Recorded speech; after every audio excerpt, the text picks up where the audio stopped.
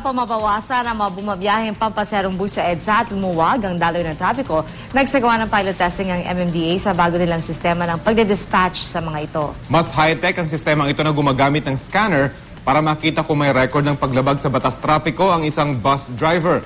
May ulat on the spot si Lay Alves. Lay? Rafi Tia, nagsimula na nga ang pilot testing dito sa Fairview Terminal ng Bus Management and Dispatch System ng MMDA. Bago pumasada, kailangan munang dumaan dito sa terminal ang bus. Mag-finger scan ng driver at automatic na makikita yung kanyang record sa computer. Pagkatapos ay mag-print ng dispatch slip. Kapag may 3 violations na ang driver, ay hindi na siya papayagang pumasada. Kailangan magpalit ng driver ang bus para makapasada ito.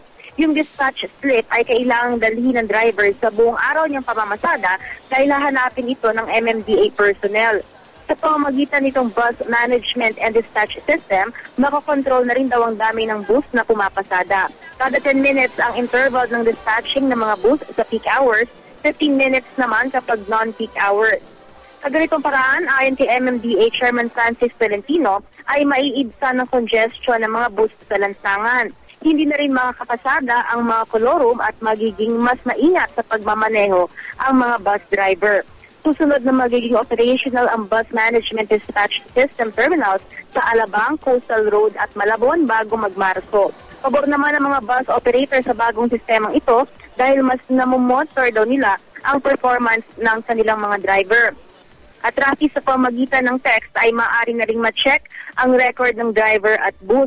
I-text lamang ang driver's license number o plate number ng bus at isend sa 0915-775-0702. May makukuha automated reply na nagsasabi kung meron bang outstanding violations ang driver o ang bus. Kasi yung yung drivers na may mga violations, reckless na hindi nila ini-ignore nila yung mga tickets, hindi pa dadriven. Yung mga buses naman na marami na aksidente, hindi rin makakatakbo. Tapos yung dispatch natin, organisado dahil hindi sabay-sabay lahat makakalabas sa lansangan. Ika, mula rito sa Quezon City, balik sa Rafi. Lay, di ba 15 minutes to 10 minutes yung pagitan ng mga bus na ito? Paano pag nagpang-abot itong mga bus na ito?